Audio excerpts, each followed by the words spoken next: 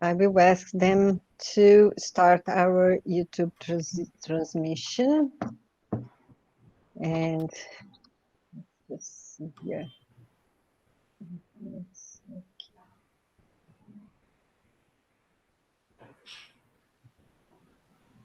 Okay.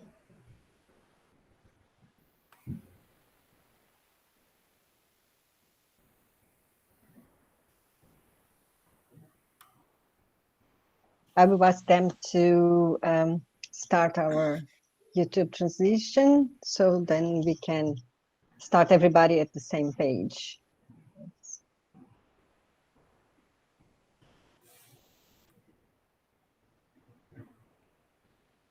Well, thank you, everybody, and welcome to our third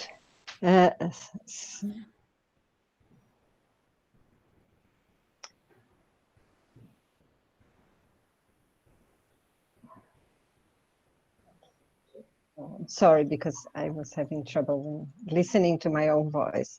But welcome to the semester series, where we invited experts with different backgrounds to discuss how they see the recent global changes, from global pandemic to the rise of authoritarian and nationalist populism, including key changes in international trade, finance, and labor market, and how they are playing out in their specific regions.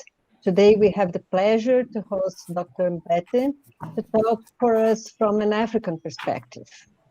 Dr. Sithembile Mbete is a lecturer in the Department of Political Science at the University of Pretoria, where she teaches international relations and South African politics.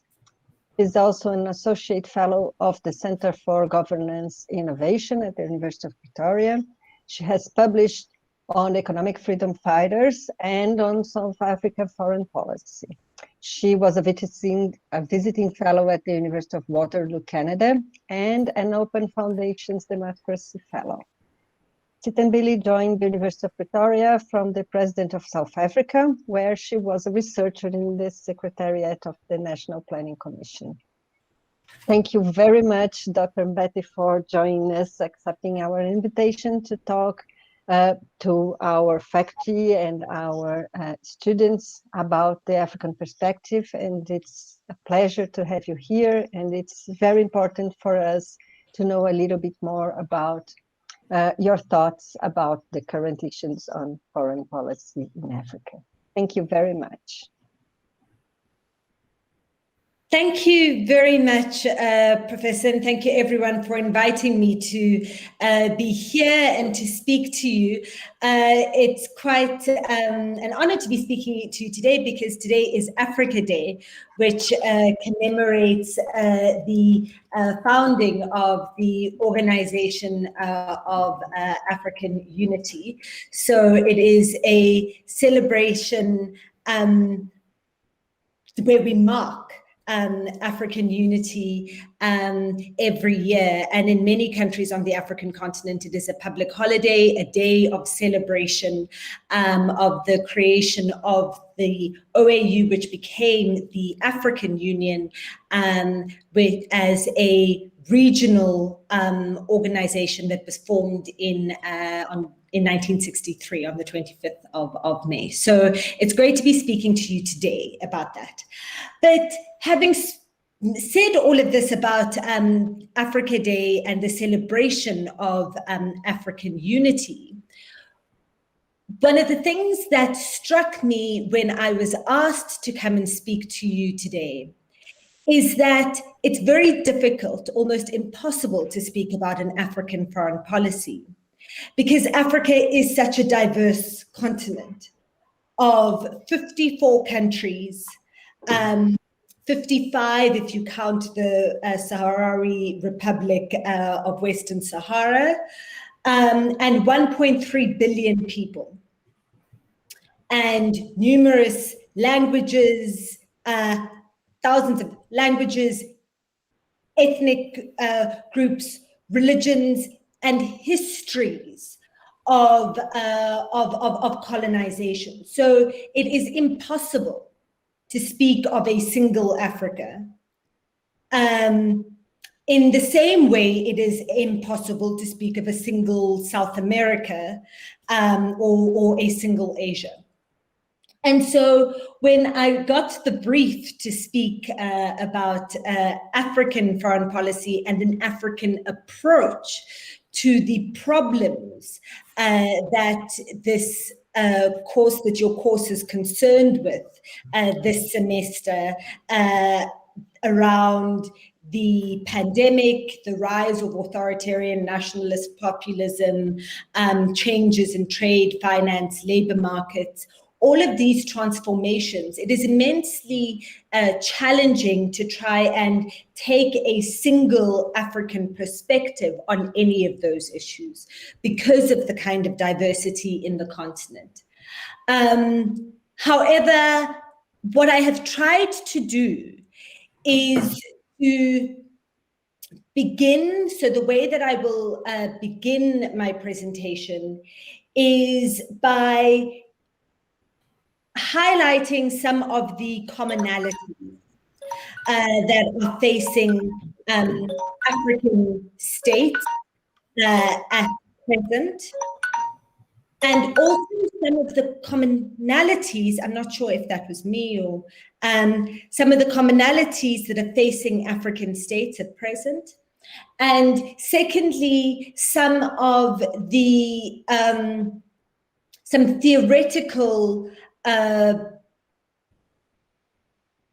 perspective on how we can think about Africa's approach and relations with the rest of the world, Africa's international relations, so to speak, in a theoretically coherent way. And then I'm going to go from there to speaking about some of the individual and sub-regional challenges that are facing the continent, particularly looking at issues of conflict, democratization, and economic development. And then I will look at the AU's regional response. So the combined regional response to certain of the challenges that are that I will have spoken about, but also that are being spoken about within this course this semester, particularly looking at COVID-19, at trade, inter-African trade, and at responses to conflict and development. And then I will close with a few thoughts about how I see things going forward. So hopefully that will all fit in about 40 minutes. Okay. So when we talk about commonalities in the African continent, across the 54 African states, we see there are some things that are very common. The first thing is that Africa is a young continent led by old people. And that is true of just about every African state. The median age of the African continent is 19 years old. But the average age of the leaders, the average age of the oldest leaders in the continent was the average age of the 10 oldest leaders in the African continent was 80.2 years old. So the average age is 19.19, and the average age of the 10 oldest leaders was 80 years old. The average age of African leaders as a whole over the 54 countries is about 65. And so what that means is that African leaders are significantly older than the countries that they govern across the board. And many of the leaders of the continent, even those that were elected in elections in the past 10 or 15 or 20 years, are associated with the liberation moments, with the independence moments of the countries that they govern. So even though they may have been elected only in the past 15 or 20 years, or 5 years, even in the case of South Africa with somebody like Cyril Ramaphosa, their political formation took place in the era of liberation politics and the liberation movement of the country that they govern. So in the case of a Nigeria or Kenya, that would have been in the 1960s. In the case of a South Africa or Namibia or a Zimbabwe, that's 1980s and 1990s. But what remains is that the generation of leadership that is governing the continent is out of step with the majority generation of citizens within the continent. And we see that manifest then in the democratic politics of individual states and individual policy choices in individual states and individual nations. But we also see it manifest in terms of the slant of regional politics and how the African Union, for example, operates as an organization where you still have a salience of divisions that have been carried through from the colonial era. So the kind of tensions you see between Francophone Africa and Anglophone Africa, and to a lesser extent with Lusophone Africa, are a continuation of political dynamics that existed 50, 60, 70 years ago and aren't necessarily current or as relevant to the average 20-year-old African. And so what that means is that you then have a politics of the continent as the whole, but also of individual states that is out of step with the society and the popular culture and the everyday lives of the people that are being governed over. And what that means is that it makes it then sometimes, it makes it very difficult, even within a state, right? So I write a lot about South African politics and South African foreign policy. It can be very difficult to say anything intelligible about it because what the government does, what the government's priorities are not necessarily a reflection of the priorities and the preferences and the views of the average South African who is 25. And I'm going to use this one example. It's not in my notes, but I've just thought that I should use it now. When I said earlier that when we talk about about African states, is it 54 or 55? 55 being Western Sahara, which is technically still colonized by Morocco. The issue of Western Sahara and the liberation of Western Sahara is a very important one for South Africa under the government of the ANC, the African National Congress, which sees itself as an ally and constantly wants to stand in solidarity with Western Sahara. But for the average South African, they don't know what Western, and for the average young South African, don't know what Western Sahara is, or why it would be important or matter in relation to South African politics, or why it should affect South African trade relations with Morocco, for example.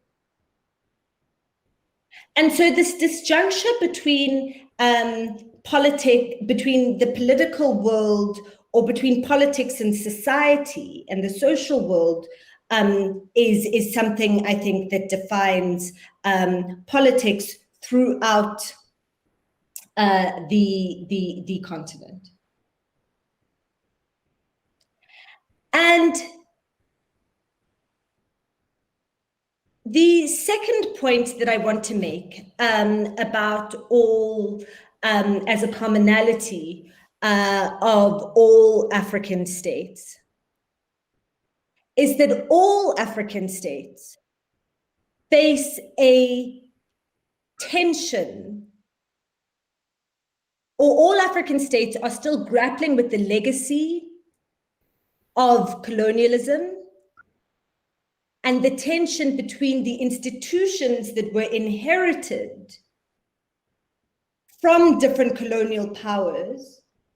And the Nigerian academic, the late Nigerian political scientist, Claude Ake, wrote extensively about this, about the misfit between the institutions of state that were inherited by many African states, by just about all African states. The exceptions, there are some exceptions like Botswana, to a lesser degree Mauritius and Ethiopia, and Liberia, but Liberia's history is complicated. But the mismatch between the institutions of governance and the societies that are being governed is a commonality across all the states on the continent,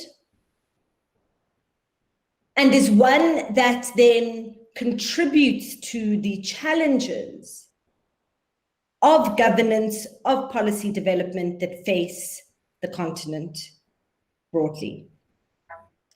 And that also contributes to the challenges of legitimacy of the states and the governments that govern in the continent.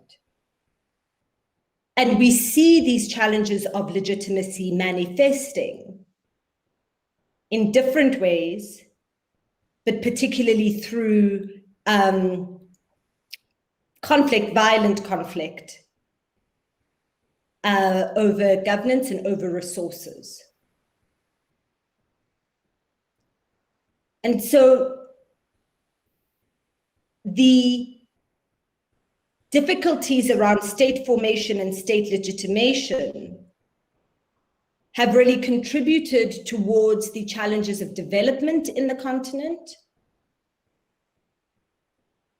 where we have in many countries on the continent problems of poverty, unemployment, inequality, and underdevelopment, which are the underlying causes and contribute to the rise in violence, in violent conflict, in despair, and in uncontrolled migration.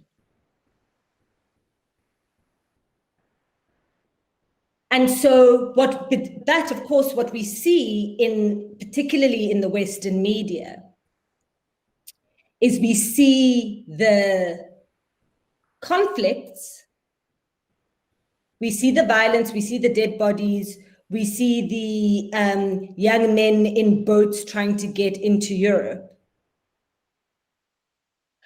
But we don't see much discussion or much interrogation or engagement with the causes of all of what we see on the television or online. And the deep developmental challenges that face many African states in terms of basic infrastructure, housing, healthcare, access to technology and innovation, entrepreneurial opportunities.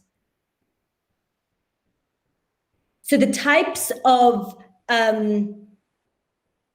resources that are considered to be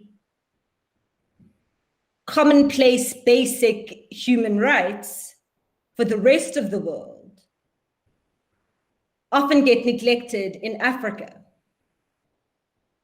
So when the COVID-19 crisis, when the COVID-19 pandemic broke out and began spreading through the African continent, there was a lot of discussion amongst scholars and policymakers here about how the deficiencies in African healthcare systems across the continent were often a direct result of the structural adjustment programs of the World Bank and the IMF in the 1980s and into the 1990s. So the basic health infrastructure is lacking throughout the continent. Of course, the irony of COVID-19 is that it resulted in some policy responses and policy innovations that ended up mitigating some of the worst effects of COVID-19 for the continent. So the use of ventilators, for example, what we were seeing in Italy in March of 20 and in February, March, April of 2020, where people who were infected with COVID-19 in Italy, almost as soon as they presented at a hospital, if they had breathing problems, would be placed on a ventilator. Across the African continent, there weren't enough ventilators in most countries to be able to put people on ventilators. So the treatment options were using basic oxygen tanks and other ways, lying people on their stomachs instead of on their backs, and other ways to help people breathe,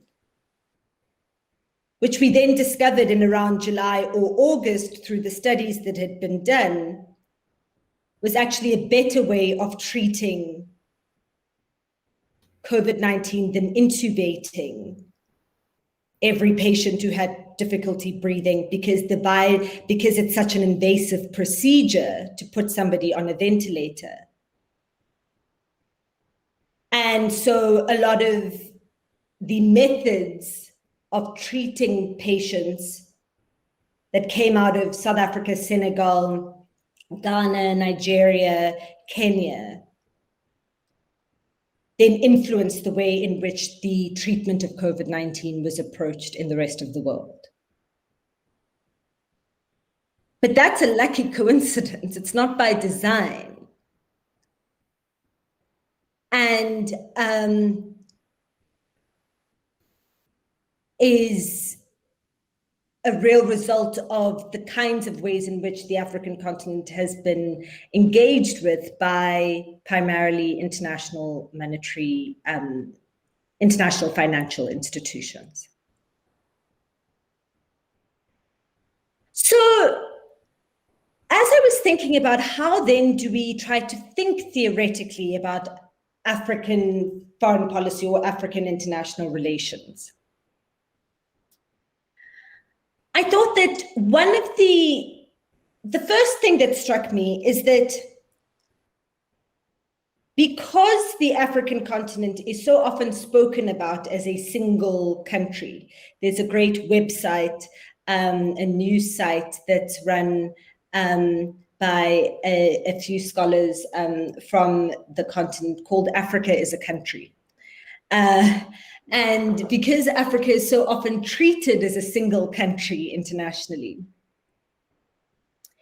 it has led to a great deal to a politics, an international politics, of solidarity, of collective responses and collective positions, in particular in multilateral politics.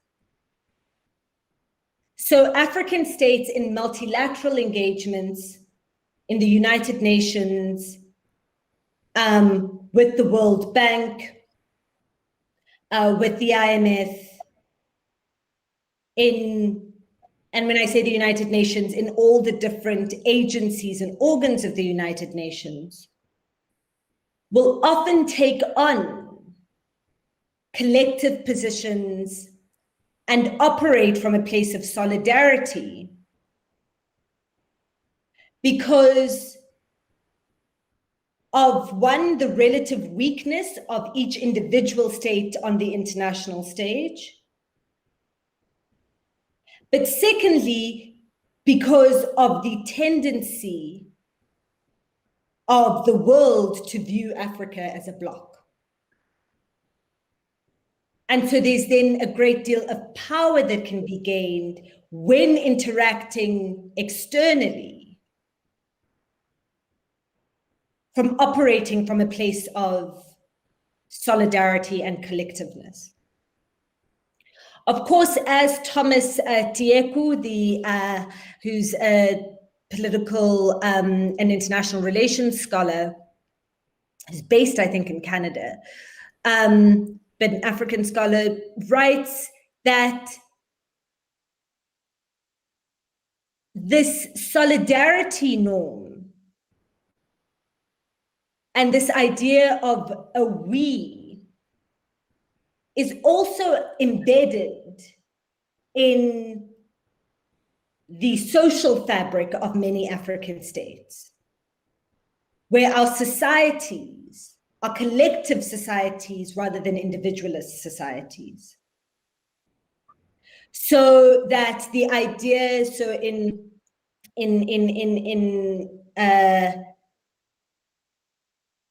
Nguni or Bantu Nguni languages, the idea of Ubuntu, which is I exist because through you, because we exist.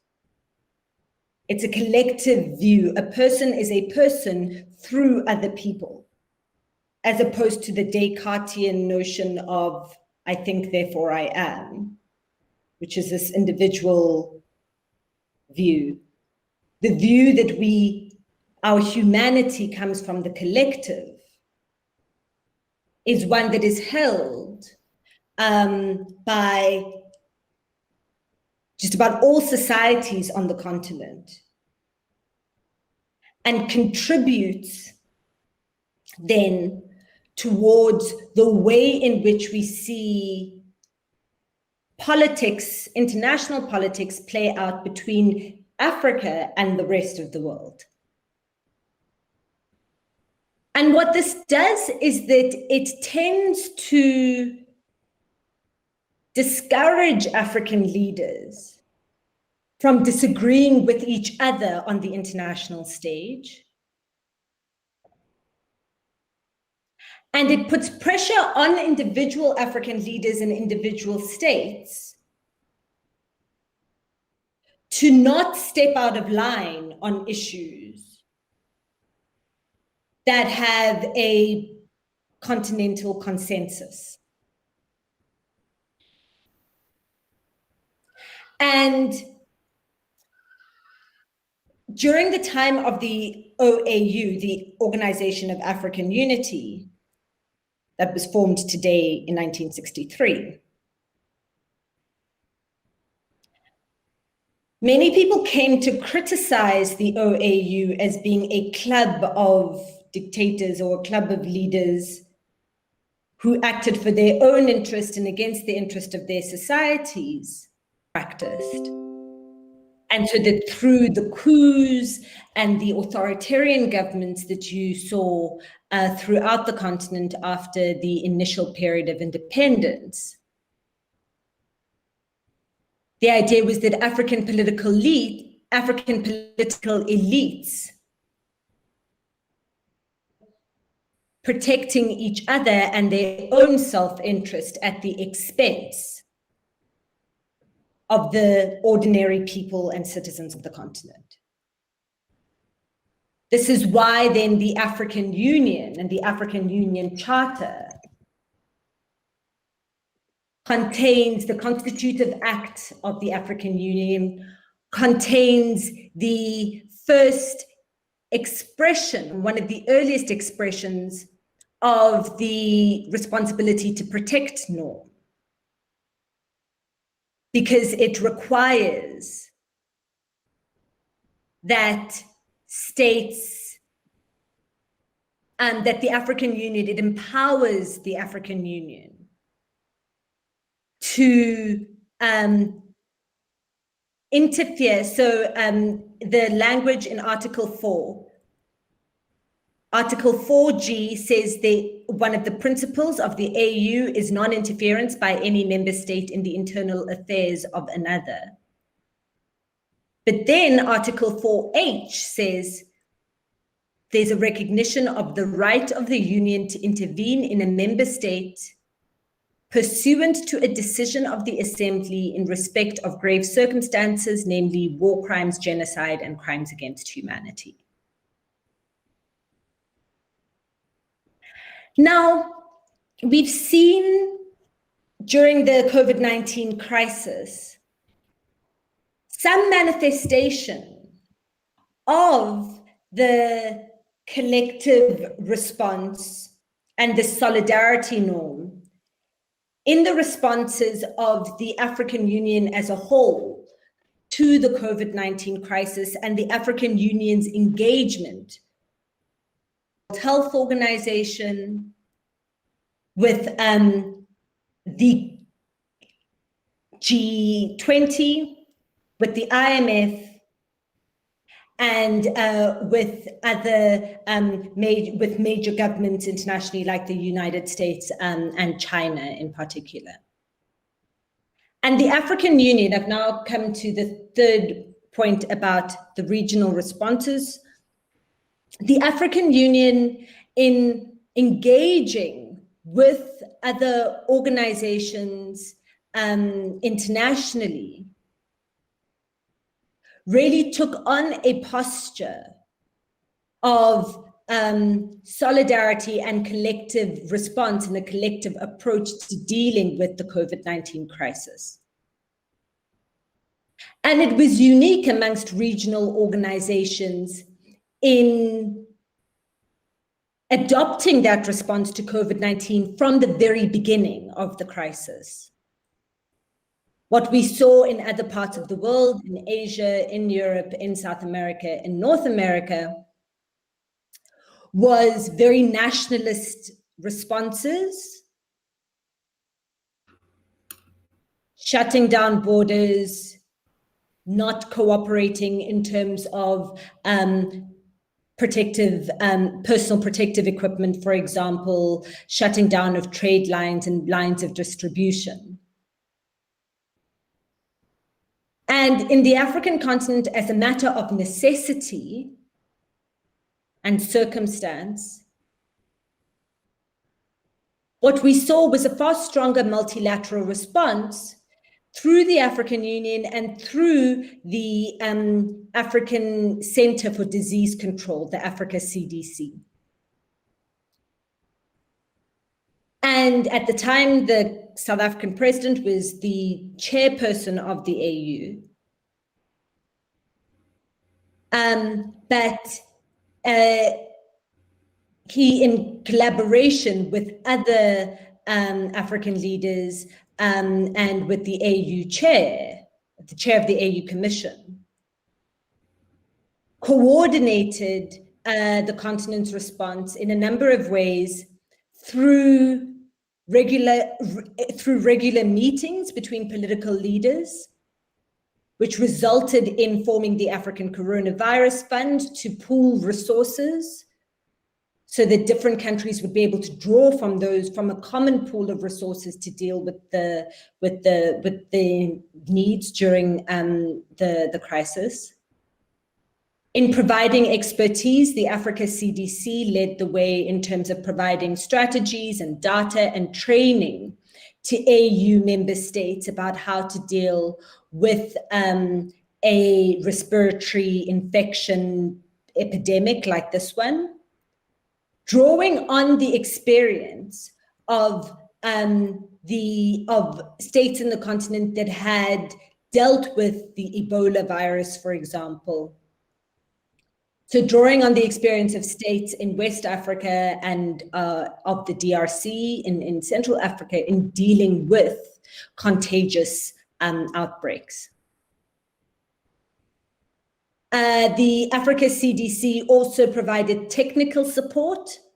And what we saw at the very beginning, in between March 2020 and July 2020, was a lot of coordination around expanding testing capacity in individual countries across the continent. And so the establishment of a single resource portal that would allow the purchase of testing materials, personal protective equipment, as well as oxygen and ventilation machines for states across the continent. We saw the Africa CDC be involved in public agenda setting. So sharing information, running information campaigns through social media, podcasts, and informing citizens about preventing and treating COVID-19. Also trying to fight misinformation and fake news. And then we've seen the AU coordinating the mobilization of resources. So the AU Bureau contributed $12.5 million to the African Coronavirus Fund. And the AU led to the establishment of the African Medical Supplies Platform. And we've seen AU coordination around vaccine procurement and promoting vaccine access. But this has been far more difficult because what we have seen is that the pharmaceutical industry has, the approach that they take is to deal with individual governments. So you've seen countries engage in bilateral agreements and negotiations with different pharmaceutical companies from different countries. We've also seen countries engage in bilateral agreements with China and with Russia in particular, because they have their state-owned vaccine initiatives. So you've seen a lot less coordination in the vaccine procurement process than you saw in other processes at different parts of the COVID-19 crisis. And then a second example I'd like to give of kind of regional coordination in Africa to common challenges is the establishment of the African Continental Free Trade Agreement, which was signed and launched in 2019.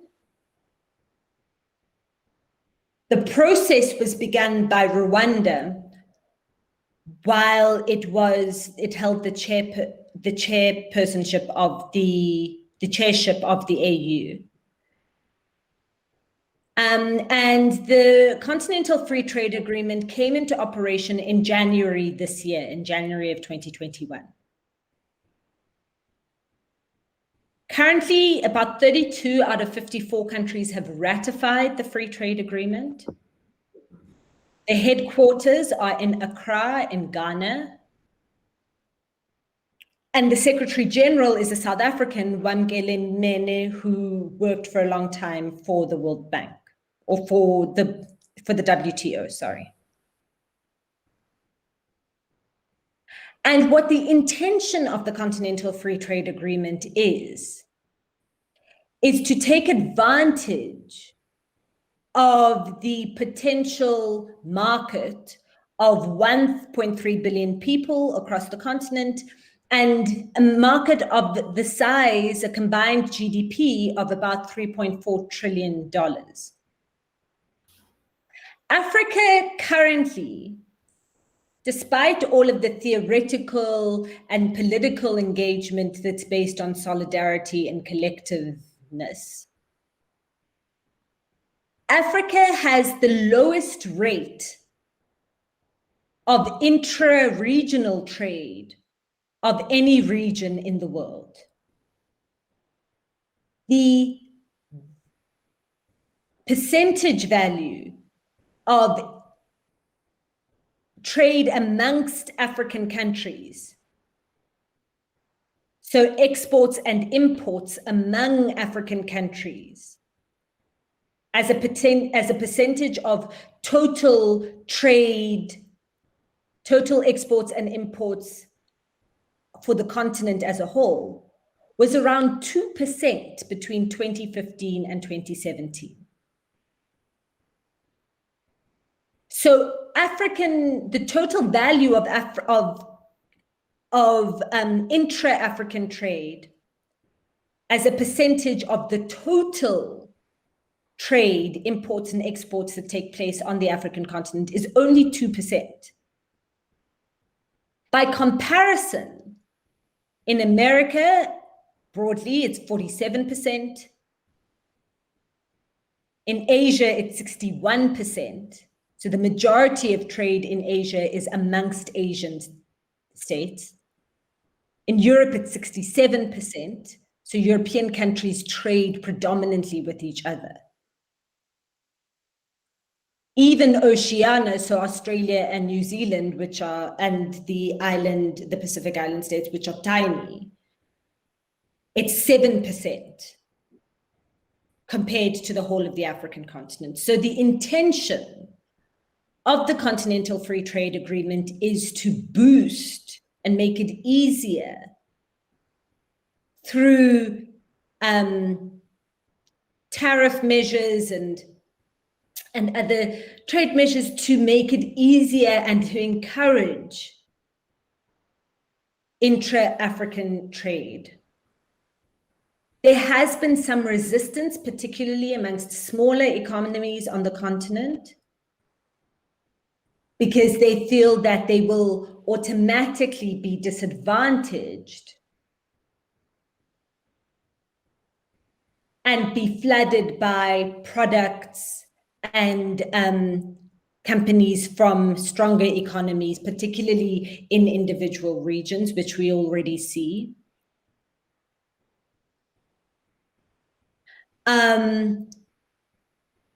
But the general opinion is that this could potentially be a game changer, also in terms of pursuing the economic independence of individual African countries in the region as a whole, which is still really subject to the economic conditionalities, and unfair trading relationships with the rest of the world.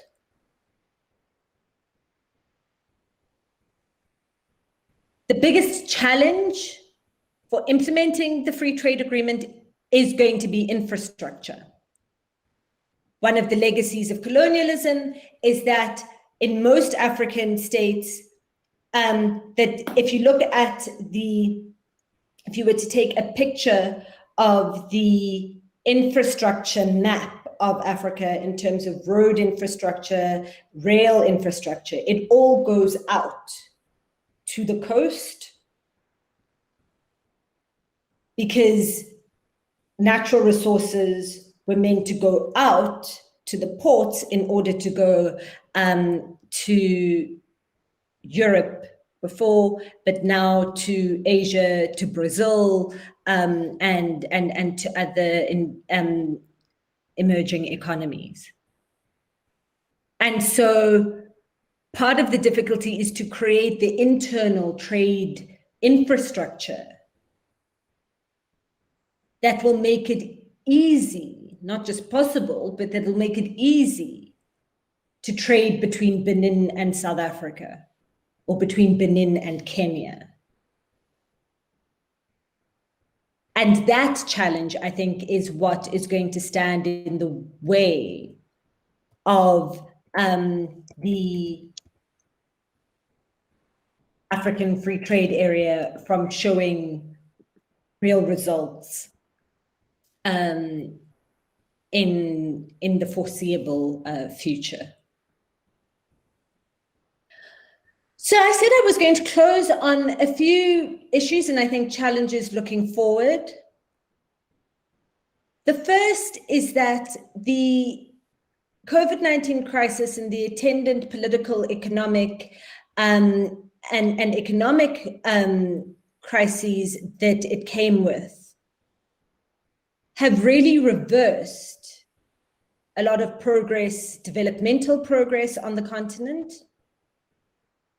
and have exacerbated the security challenges that are facing the continent. So we've seen reversals in a number of situations. Most recently, we had the attempted coup in Mali. We've seen similar unrest in a number of countries on the continent.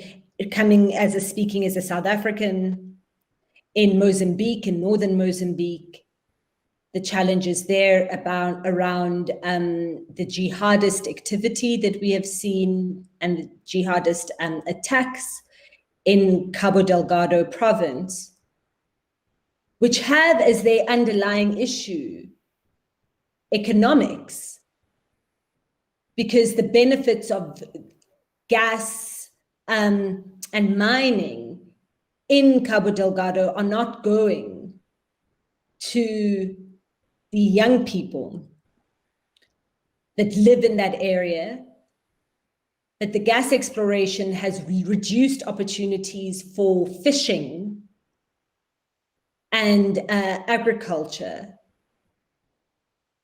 And so that is really fueling the insecurity that we're seeing in that region.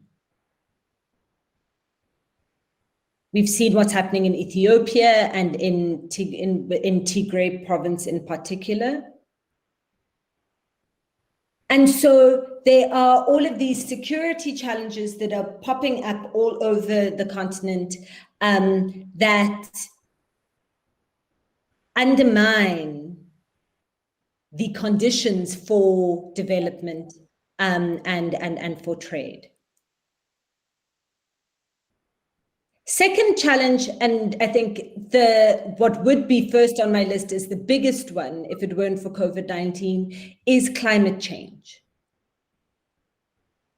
The vast majority of the influx of migration that we have seen, the big push factor that is pushing people to look for opportunity in other countries, is the changes, the environmental changes that have been brought about by climate change. The shortages of water, the erosion of arable land, of agricultural land, is really fueling the change in climate and in the environment where people live. It's fueling the migration patterns that we are seeing, which then are making security situations worse as people conflict and fight over resources. So in many ways, we are seeing the effects of climate change are being felt throughout the African continent, even though the continent wasn't the primary contributor to high carbon levels. The third is that the challenges to multilateralism and the move towards unilateral approaches to international politics, and the move and the preference now that we're seeing around bilateral negotiations and engagement around a number of issues, is going to be a challenge for Africa for the reason that so much of the continent's strength comes from acting, taking collective positions and taking solidarity positions. And so it's not good for Africa when the United Nations is ignored, or the World Health Organization is ignored and discredited. And so the broader context of international politics, I think, is a challenge. But fourth, I think that the greatest resource that Africa has is its population of young people. And that we are going to see the transformation of the continent from the innovations and the responses to problems that come from the 20-year-olds of 2021. Africa is the only continent in the world where the majority of its population are 20-year-olds. And therein, I think, lies the source of optimism and innovation, if only because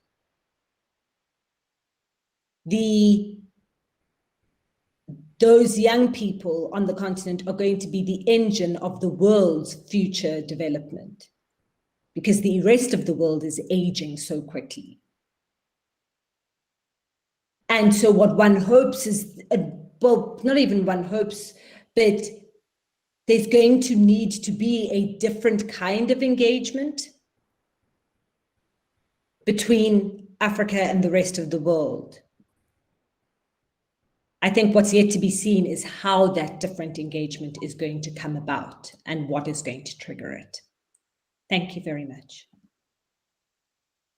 Thank you very much, Dr. Mbete. It was a real challenge to talk about Africa as a whole and international politics, and that it's like we here in South America feels that we are so different, so diverse, but I think that you came up with very interesting points. And we have here at this room some students that asked to be here to make questions directly to you. And I will call them by the order that they entered the room. So first Johnny, then Policarpo, and third Tomé. Johnny, please.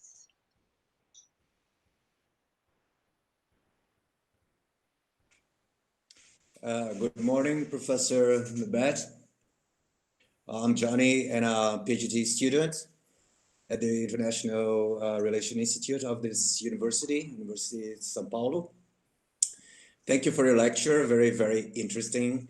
And my question to you is going to be a little bit more about South Africa, specifically. And I had the chance to read one of your articles about the EFF leftist populist stance. And we've seen that, you wrote that in 2014, if I'm not wrong. And we've seen that from that time, or from that period, that EFF has jumped to 24 seats in the National Assembly from 25 in 2014. So it was 44 seats in 2019, I think. And you finish your article quoting that whether EFF would contribute to the consolidation of democracy in South Africa. So my question to you is, in going almost 10 years after you wrote that, let's say 7 years, 8 years since you wrote that, what's your perspective about EFF? Has it contributed to the consolidation of the democracy in South Africa, or is it a threat to the country's democratic institutions in the years to come?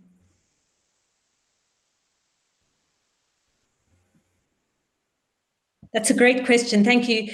Are we going to take a few of the questions, or must I answer each one as it comes?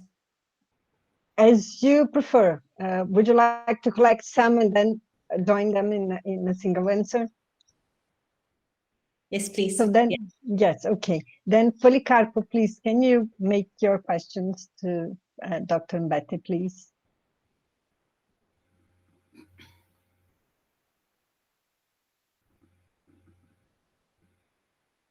Your microphone is closed. So yeah, it's muted. We can hear you.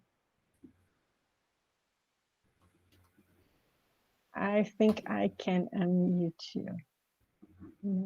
Okay. Okay. Now you okay? Perfect. Okay. Okay. I would like to ask about the terrorism and conflict in Africa.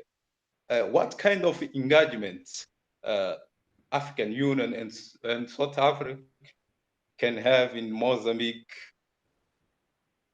situation in Cabo Delgado, for example, Palma, Cabo Delgado. The problem of African integration, it's related with the overlapping of many states in Africa. How to deal with this kind of problems in terms of regional integration in Africa? Thank you. It's all. Thank you, Policarpo. Tomé, please. Thank you so much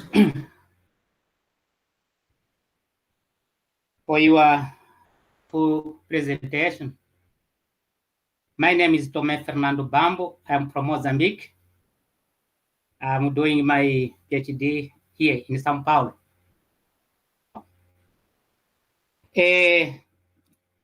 My question is very simple.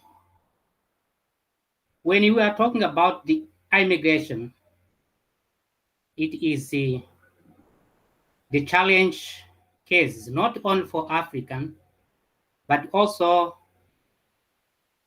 the global issues. So another leaders, for example, the president of Libya, or supporting that, or defending that the African people must go to Europe because they are following their and how African leaders that issues is treated in Africa organization, for example, because that issue of it's not on people are going to Europe or to America, but even in Africa, for example, South Africa mainly are facing that problem. Do you think that that issue can be treated in the club of Africa, which we are calling that the union organization? Some people are saying that is the club or the club of friends, of African leaders. What the point of view, or your point of view of that issues? They, as African, celebrate our day. Because of Africa doesn't know that that is his days. Oh, people somehow in that time which you are talking here, they are escaping away because of the whole suffering with the, and so how the strategy African leaders must have for the future. The current leaders, they have that mentality of colonial, because colonizing the people, they became the new colonizers. instead the European colonizers, they are colonizing their population. How to change that mentality generation, for example? Thank you so much. Thank you, Tomé. Dr. Mbete. Oh, great. The microphone is. Thank you so much. And I'm glad that I decided to take these questions, this group of questions at the same time, because there's actually between the first and the third question that strikes me. And so I'm going to, but I'm the second question, and then I'm going to come to answering the first and the third question. Around how to deal with terrorism and conflict, the big challenge that African countries are facing is that there's two problems. So if you take the Mozambican issue, there's two problems that you're trying to deal with. One, you're trying to deal with the immediate problem of the terrorists and the terrorist threat that is coming from the terrorist groups that are aligned to ISIS and the jihadist movement in Mozambique.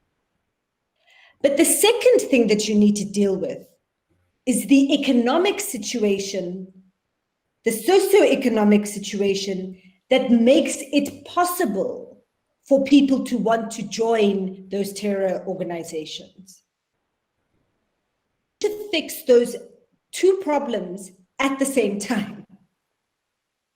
Because it won't help you if you just try to deal with the terror threat.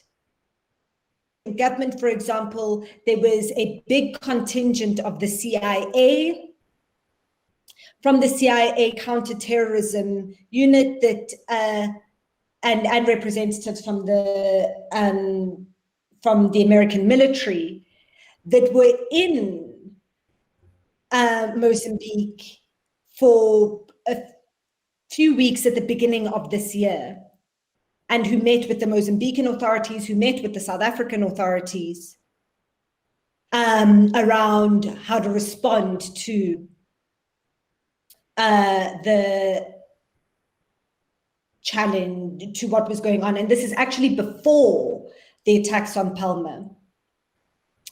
And there's subsequently been a great deal of engagement between, I know, the South African authorities and the American authorities and the Mozambican authorities.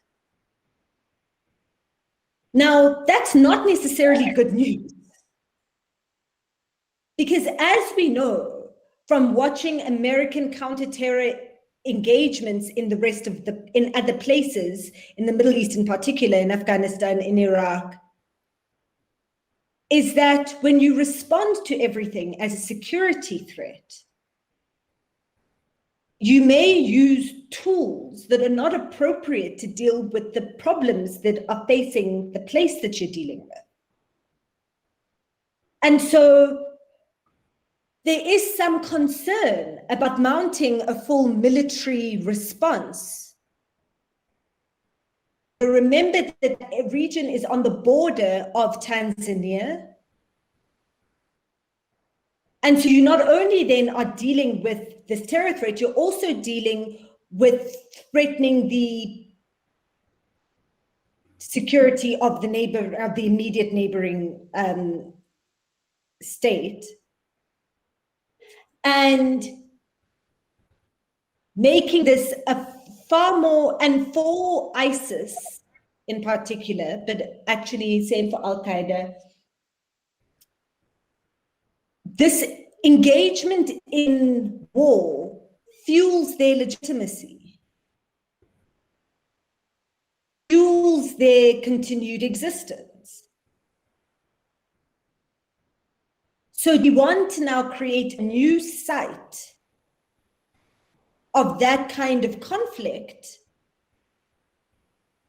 outside of the Middle East, in Africa, given the also very close-knit relationship within the Southern African region. In the different regions, as you know, there's actually, whether the governments like it or not, there's a lot of movement of people across borders. There's so much movement of people between Mozambique, in the south, between Mozambique and South Africa. There's movement of people between Tanzania and Mozambique that is part of what's allowed this to happen. So it's very complicated and it's really difficult. And if you only look at it as a military, as a security issue, military solutions to it, you might worsen the problem. The developmental solutions and the economic solutions are long-term and really challenging to make. There's a lot of moving parts. So that's the more complicated solution. And I don't know how it's going to be solved. I was reading last week that the South African National Defense Force is preparing to go into Mozambique, and there's a lot of pressure for South Africa to contribute to a military response, but I don't know. And there's different views about how you respond to this issue. It's very complicated. Around African integration, so to explain to people who aren't familiar with the multilateralism within Africa. So the African Union is the continental representative or the continental organization for Africa. But the African Union it's composed of the 55 individual members. But the idea is that it's divided into sub-regional organizations that represent the different regions of the African continent. So like in South Africa, in Southern Africa, we have SADC, the Southern African Development Community. The ECOWAS, the Economic Community of West African States. You have COMESA, which is the Common Market for Eastern and Southern Africa. But you also have the East African Community, which is the EAC. You have an Economic Community of Central African States. And the idea, you have the Intergovernmental Authority on Development, which is representing the Horn. The idea here is that each of these regional economic communities, these sub-regional organizations, of the African integration at the sub-region in the regional economic community expand to the continent as a whole. So even the African Continental Free Trade Agreement, its building blocks are free trade agreements within regional economic communities. And remember that it's not just the trade tariffs and non-tariff barriers to trade, it's also migration, so movement of people across borders. And what you've seen is that different regional economic communities have had different levels of success in terms of movement of people and in terms of opening trade within the regions. But the challenge, of course, that was brought up is that there is overlapping membership of states to different economic communities, to different regional economic communities. So Tanzania is both a member of SADC and of the East African Community and COMESA. And you see that play out across the continent. And that does complicate the regional integration, the sub-regional integration processes. Because, for example, in South Africa, which is facing a lot of pressure in terms of migration into South Africa from the rest of the continent, historically, there's been a lot of movement, open movement within the boundaries of what is the Southern African Development Community. For centuries, people moved across the borders of now what we call SADC or South Africa. So there was open movement between Botswana and South Africa and Namibia and South Africa and Zimbabwe and into South Africa and Lesotho and Eswatini, Swaziland and Mozambique. That's why one of the common surnames in southern Mozambique is Phiri, which is a very common surname in South Africa as well. It's common people, it's the same people really that have moved within this region forever. But in South Africa, so for South Africans could would accept or could be persuaded to have free movement within SADC. Is that if you allow free movement within SADC, then you allow people to come, that it can become easy for people to be able to come into South Africa from other countries on the continent, from outside of SADC, if you keep the borders porous. And because of the pressure around jobs and people wanting, being worried about South Africa has such a very high unemployment rate. And so those kinds of xenophobic attitudes and Afrophobic attitudes are a real problem here. And it makes it very difficult to then make the case for regional integration. And it's a really difficult one. So I think that there are many challenges to regional integration that come from the different levels of economic development, but also of security across different countries within the same regions and between regions in the continent that make it very difficult for the integration project. Now that then means that I'm partly answering question 3 around migration, which is how the AU is dealing with it.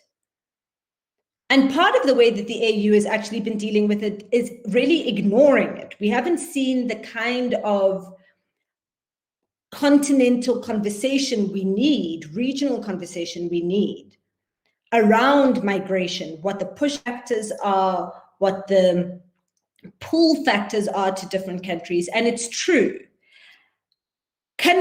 Neighboring countries of places in conflict bear the burden of migration, those and displaced people. So what we saw with the conflict in Ethiopia last year, for example, was a lot of people going into Sudan, huge refugee community in Kenya, from Somalia. There's huge refugee community in South Africa from all over the continent, primarily from Zimbabwe, because of there it's economic migrants, economic refugees. And And what we've seen is we've seen a reluctance within the AU to deal with this as a continental problem. Partly because it'll require difficult conversations around why is it in Zimbabwe that the government of Zimbabwe continues to exploit its people, destroy its economy, to force people. Unemployment in Zimbabwe is like 98%. So people leave Zimbabwe because they can't live. And they look for job opportunities in South Africa and in Botswana to a certain extent, to a lesser extent. Because there's no national currency in Zimbabwe, it's all dollar denominated. People come to South Africa to buy basic necessities, to do groceries. And they come without passports, without visas, they just cross into the country. And so the AU needs to be having a very serious conversation about the poor governance in individual countries that's forcing their people to look for opportunity elsewhere. And that conversation is not happening at all. Instead, individual African countries are having conversations with the EU, with European countries, around how to stem migration from Africa into Europe. But the foundational question around why can't people make a life in their home country is not being answered. And that is the problem. Now, this relates to the performance of the EFF, strangely enough. The Economic Freedom Fighters, young party in South Africa, formed in 2013. And that performed really well. They became the third biggest party, the second biggest opposition party in South Africa's parliament in 2014. And they expanded their support in 2019, in the 2019 national elections. And the EFF, and I've written, has been a positive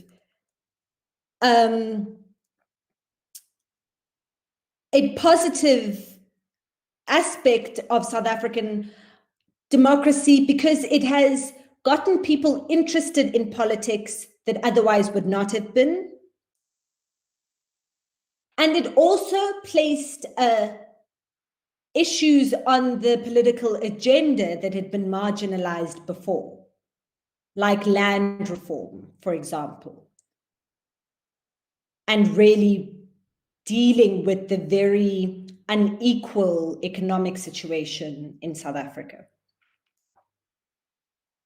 However, I think now that the biggest challenge for the EFF is that so I initially wrote about the EFF as a populist party.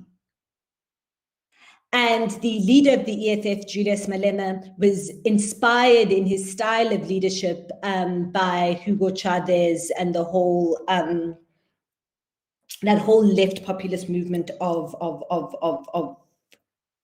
South America. And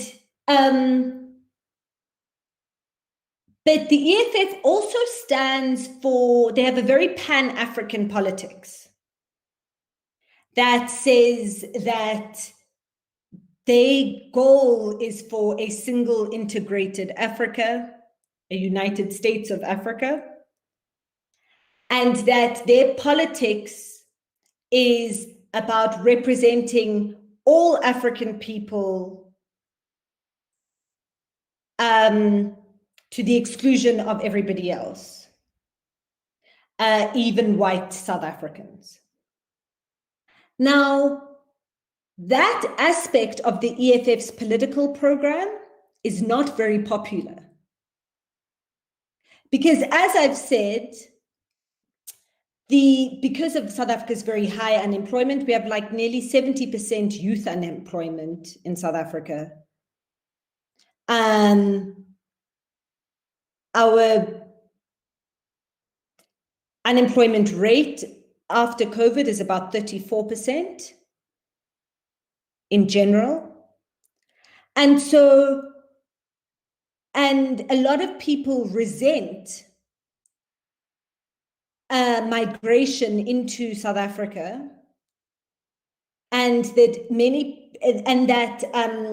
a feeling that jobs that should be going to South Africans are going to foreigners, mostly from Zimbabwe, but to a lesser extent from Mozambique. So a lot of agricultural employment is taken by people from the south of Mozambique, etc. So a lot of people who would support the EFF's economic program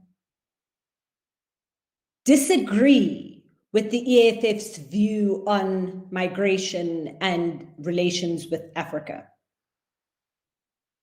And so you've seen, so we had in our local government system, we have constituencies in different municipalities. And in the by-elections for the constituencies, in the past year, the EFF has not won a single seat.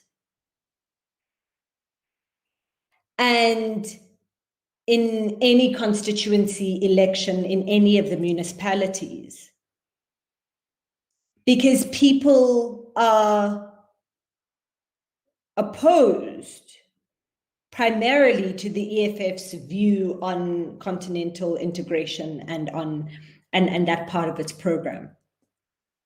And it doesn't seem that the party has been able to convince people of the rightness of that agenda. And so I think it'll be interesting to see how we have local government elections this year in October.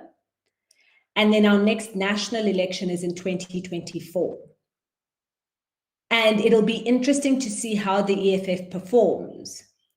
Because you see even a lot of the, on social media, but I mean, it's not fully representative, but still, like on Twitter, there was a hashtag EFF must fall. EFF likes using the slogan such and such must fall, so Zuma must fall. And so there was a hashtag EFF must fall, where people were saying that if the EFF wants to get their votes, then it needs to take a different view on Pan-Africanism and immigration. And then to close up, in terms of what the future, what's going to change the mentality, what's really interesting is that the EFF seems to have influenced and energized young people in the rest of the continent to engage in politics. And you see EFF-like parties in other countries, and young people wanting to be involved in politics in a way that they otherwise were not.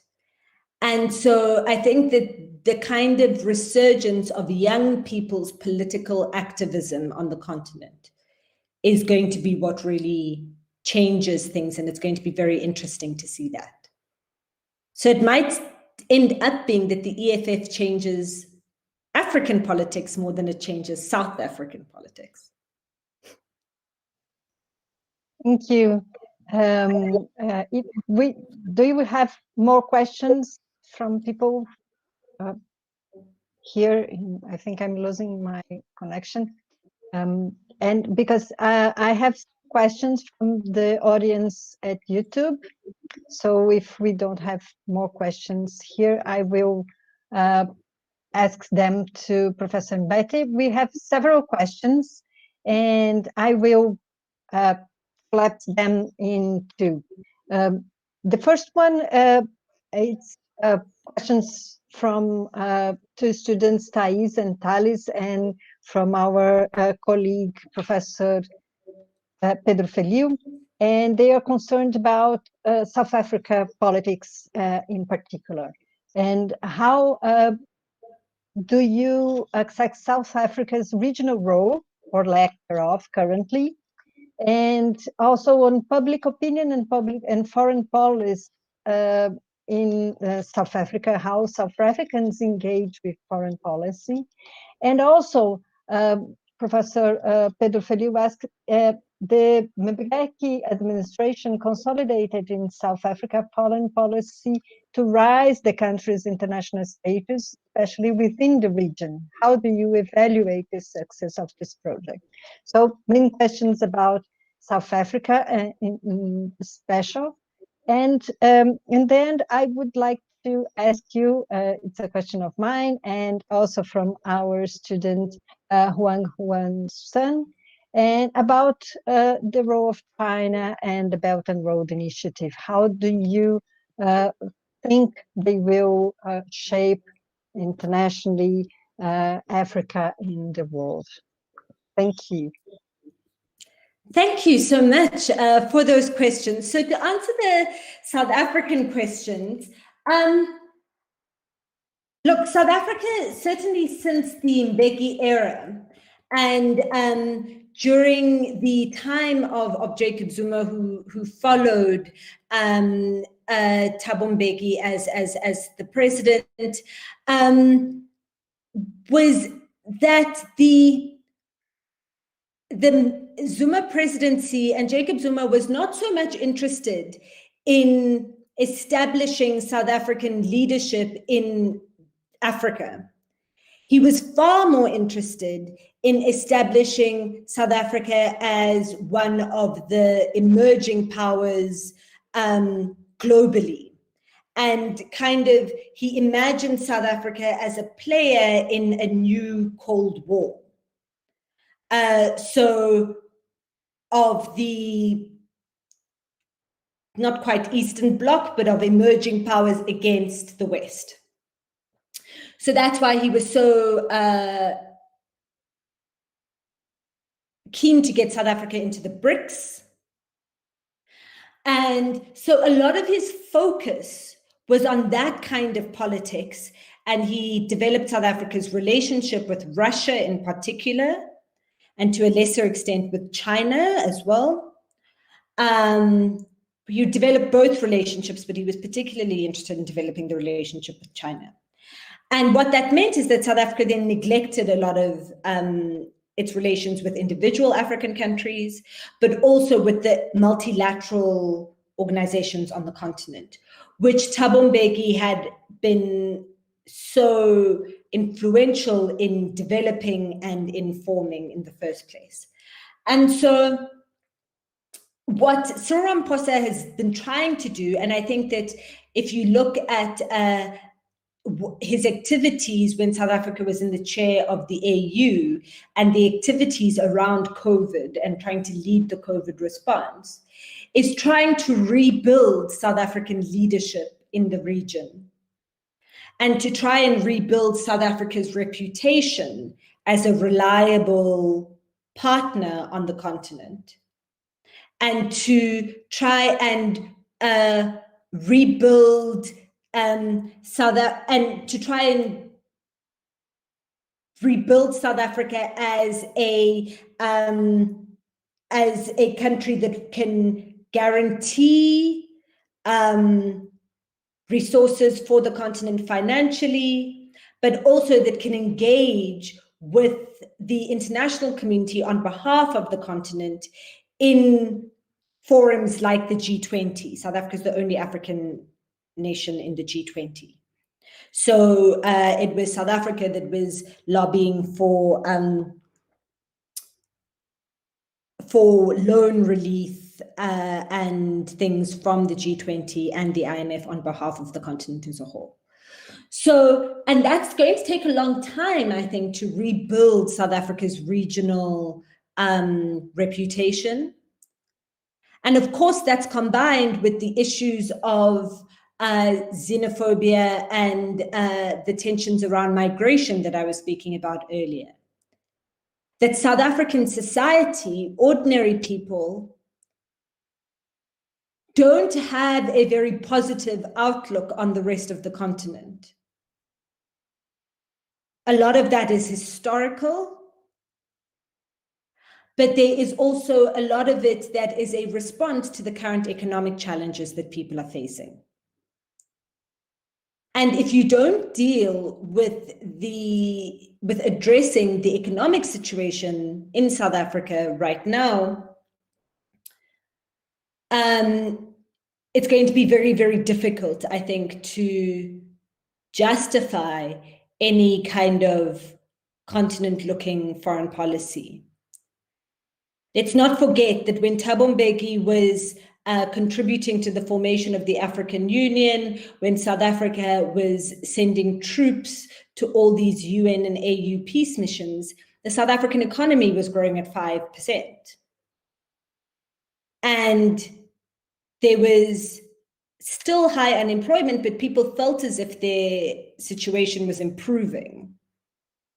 That's not the case anymore. And I think it's that relationship between domestic and foreign policy, that you need to have a solid domestic foundation for whatever your foreign policy is.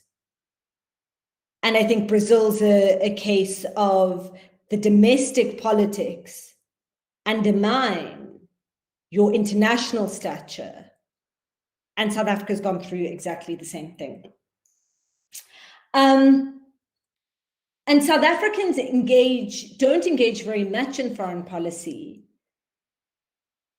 But a lot of South Africans, and there's less and less understanding among South Africans about the Africa perspective of our foreign policy because of the issues that I've been discussing. There's also a lot of mistrust of China. And China's Belt and Road Initiative, I think, is a challenge to South Africa because China is engaging with other African countries and around developing economic opportunities and infrastructure with other African countries in a way that excludes South Africa. So South Africa, which was always spoken about as the gateway to Africa, no longer is the gateway to Africa because there are other relationships being forged.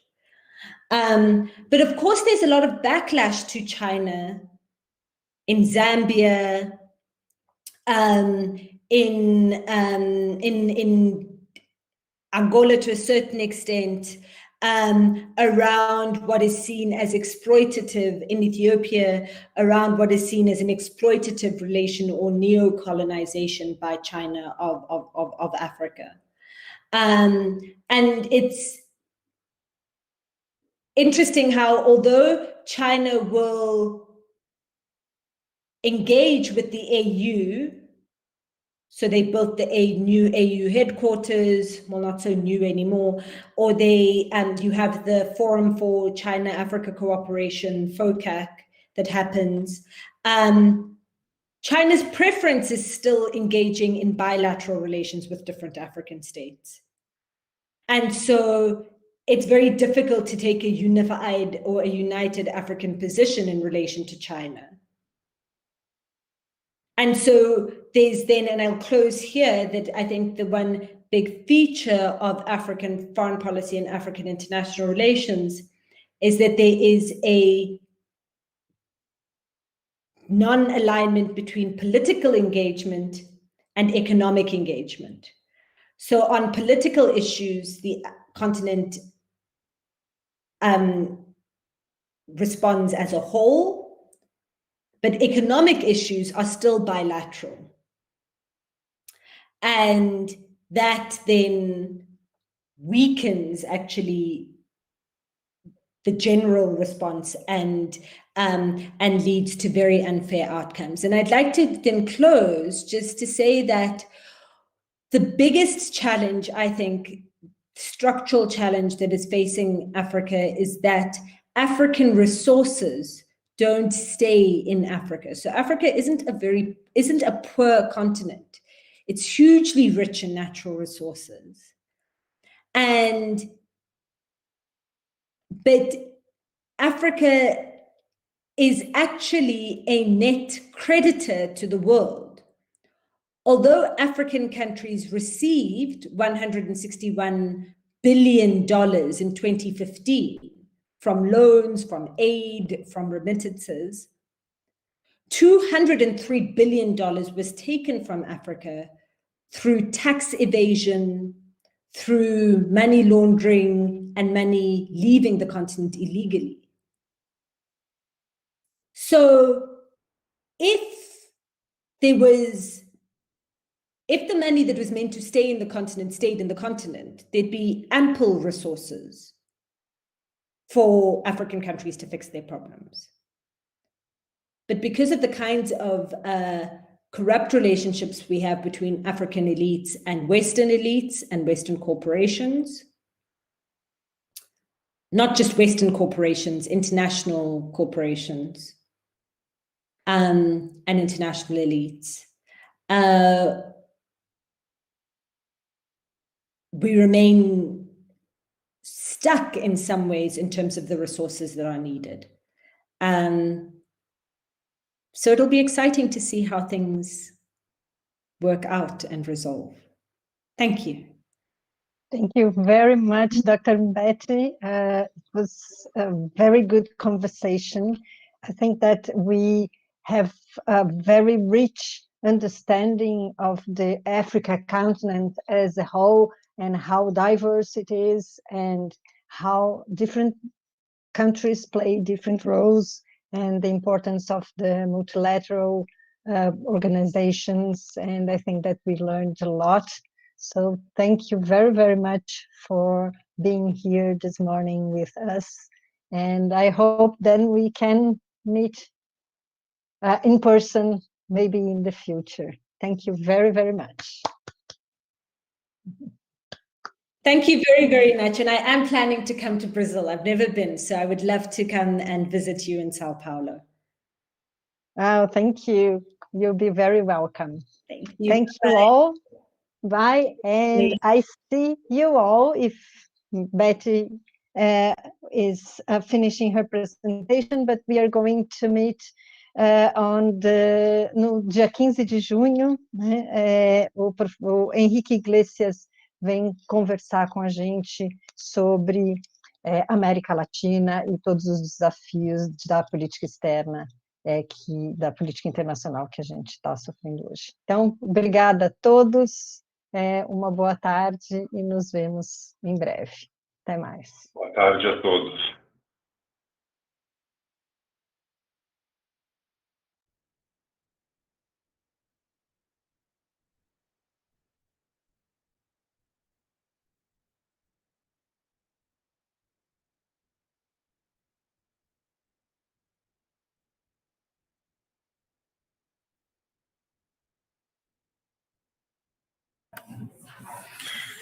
E aí, Adriana, tudo em ordem?